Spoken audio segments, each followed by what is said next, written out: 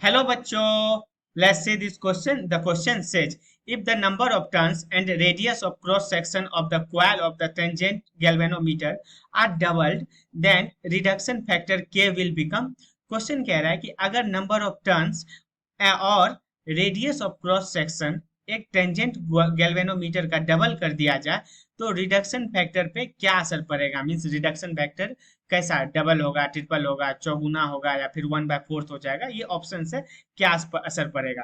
तो देखो ये क्वेश्चन जिस बेसिस पे बनेगा ना, वो वो की कॉन्सेप्ट कहलाता है। और की कॉन्सेप्ट इसका हो जाएगा एक फॉर्मूला। फॉर्मूला किसका? रिडक्शन फैक्टर का।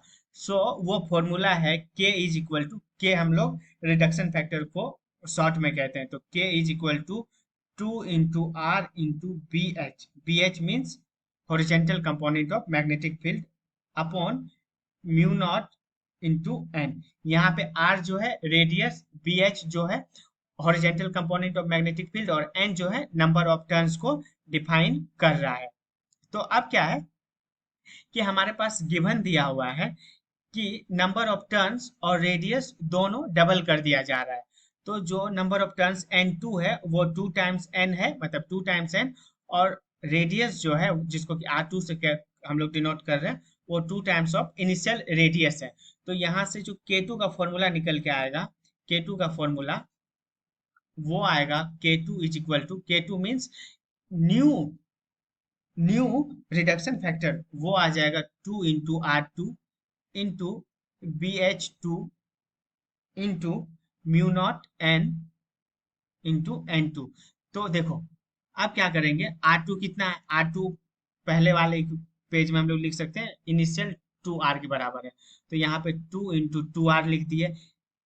क्वेश्चन में कहीं भी मैग्नेटिक फील्ड का चर्चा नहीं किया है, तो मैग्नेटिक फील्ड सेम रहेगा, तो उसको हम लोग BH से ही रहने देते हैं। म्यू नॉट, तो म्यू नॉट ये भी कांस्टेंट रह जाएगा। और N2 को यहाँ पे 2n के बराबर बताया गया है, तो इसको हम लोग 2n के बराबर लिख दे रहे हैं।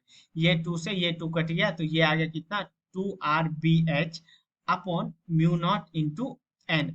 और इतना ही क्या है, के भी इतना ही दिया मतलब है। तो इसको हम लोग किसके बराबर लिख सकते हैं, इसको लिख सकते हैं के बराबर। मीन्स K2 जो है, K2 यहाँ से निकल के आ गया किसके बराबर, के बराबर। इसका मतलब कि रिडक्शन फैक्टर में नो चेंज है, no change in reduction factor, no change in reduction factor. So जो नया वाला रिडक्शन फैक्टर निकल के आएगा वो पुराने वाले रिडक्शन फैक्टर के बराबर आएगा। तो hence option number 1 is the right answer. Hope you understood it well. Best of luck.